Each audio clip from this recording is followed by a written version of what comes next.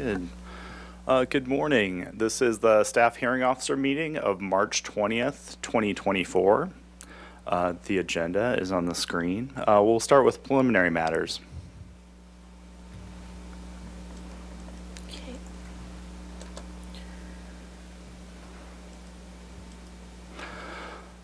The first item is any requests for continuances, withdrawals, postponements, or addition of ex-agenda items. Ms. Gu, do we have any?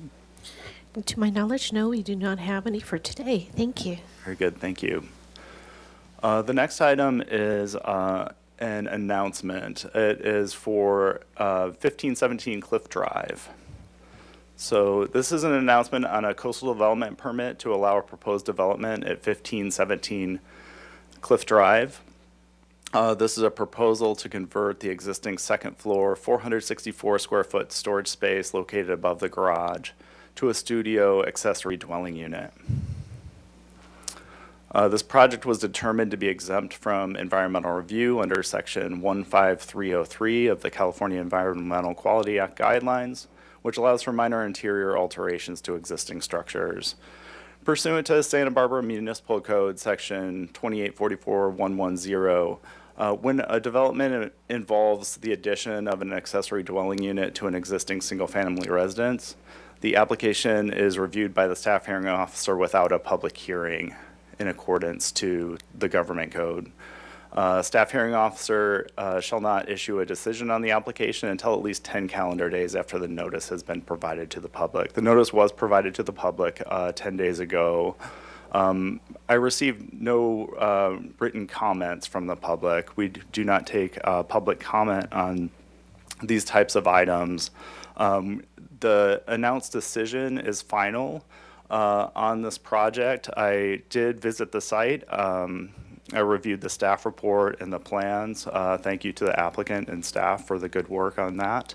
I agree with the CEQA determination. I concur with the findings on the coastal development permit, and that is subject to the recommended conditions in the staff report, and that decision is final. The next item in preliminary matters is comments from members of the public pertaining to items not on this agenda. Due to time constraints, each person is limited to 2 minutes. Ms. Gu, do we have any virtual participants? On checking Zoom, I do not see any raised hands or participants, and I have not received any correspondence or general comment. Thank you. Thank you. Does anyone in attendance want to speak to items that are not on today's agenda? Okay, seeing none, we'll move forward to the new project we have today. It's 514 North Voluntario Street. This is a project, it's a 5,163 square foot site, currently developed with a 2-story single unit residence and an attached 2-car garage. The project consists of permitting an interior bathroom remodel at the lower level of the residence, including installation of a shower and permitting as-built partitions and doors at the lower level. We are joined today by Pilar Plummer, City Associate Planner, and the applicant is with us too. If you'd like to come up and introduce yourself. And then Ms. Plummer will speak to the project. Yeah, hello, my name is Grant Degody. My wife Georgiana and I are the owners of 514 North Voluntario Street. Yeah, and we're looking to get a permit for remodel of a lower level and interior bathroom with the addition of a shower. We'd like to have the utility of that extra bathroom and shower due to a lot of outdoor activities we do, and having an extra facility to shower in at the residence. Okay, thank you. So I'll be starting off with the staff presentation for this project. Ms. Gu, if we can switch screens, thank you. All right, so just to start with, this is a aerial view of the project site. You'll see it outlined in yellow here. This is Waldron Avenue in Voluntario. So this is just for context of what's in the overall neighborhood. The property is zoned R2, so residential 2 unit. And this is a view of the existing site. As you saw, it is a corner lot, so it is subject to 2 front setbacks off Voluntario and Waldron Avenue. The existing residence is non-conforming to the front setback on Voluntario Avenue at 15 feet from the front property line, whereas the setback is 20 feet. They're non-conforming and they're allowed to remain that way, but just again for context of that, and you can also see that's the case along Waldron Avenue. The purpose of this hearing, as you noted in the project description, is for a performance standard permit. The existing residence is 2 stories, so I'll just go to some photos here so you can see those for context. Let's zoom in a bit. So this is the front of the residence. You can see the attached garage at the lower level. This is again another front view of the existing residence. This is a view along Waldron Avenue, looking sort of from the rear of the property back towards the existing building. Another view of the back of the residence. What's interesting about this building is that the lower level never contained adequate access between the first floor, so the lower level where the garage is, and the upper level of the residence. Going to the floor plans, you can see that. So while it is 2 stories, the lower level was developed with a garage and primarily a unfinished basement area. And then the upper floor had several bedrooms, their kitchen, living room area, and you can see not really ample storage space at that top level, and you can see that there's no internal stair that connects to the lower floor. So the applicant is seeking to address an enforcement case related to an interior remodel at the lower floor, which involved installation of a bathroom and specifically a shower facility.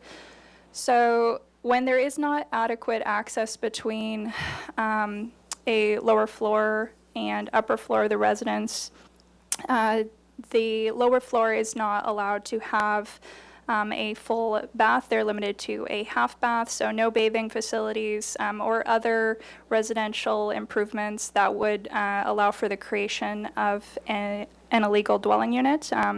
So the way it's written into our ordinance is that if you want to have something such as a bathing facility like a shower, you can seek out a performance standard permit.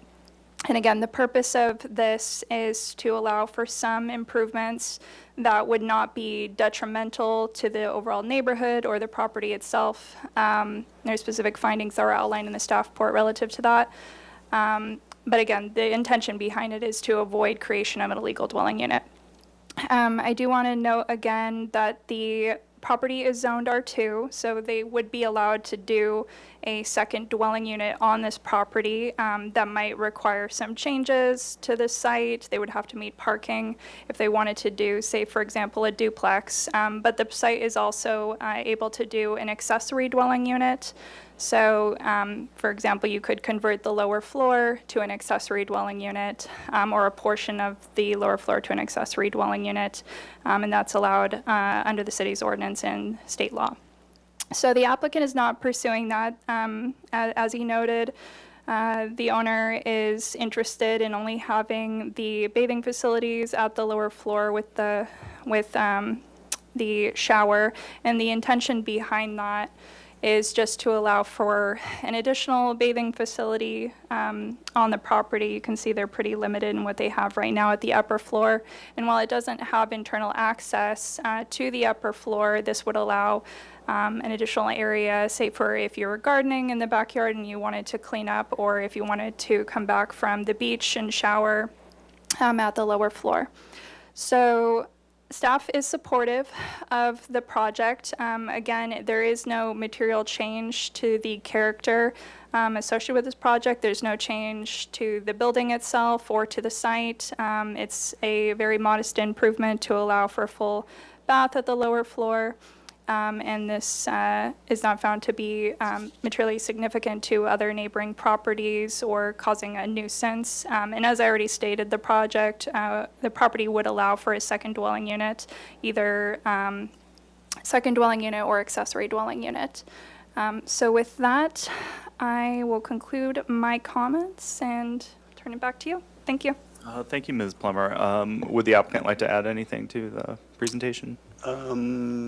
Yes, I saw that there was one written public comment that was, had no objections, that was in favor of the project. I also had a conversation with a neighbor across Waldron from us, and in that verbal conversation, he indicated that he was supportive and hoped we got approval also. Thank you. Yes, and we did receive an email from a neighbor, Fernando Prado, at 1110 Waldron, who had no issues or disagreements with this application. Ms. Gu, is there anyone on Zoom? Checking Zoom, I do not see any raised hands or attendees. Thank you. Okay, and anyone in attendance that would like to make a public comment? Okay, seeing none, I visited the site. I read the staff report, reviewed the plans. I do concur with staff's conclusion that the performance standard permit is appropriate. It's an appropriate improvement. It's not detrimental to the neighborhood, and I concur with the CEQA determination as well. So with that, I approve the performance standard permit. This approval may be appealed to the Planning Commission within 10 calendar days of this decision. Ms. Gu, could you put the process up on the screen, please?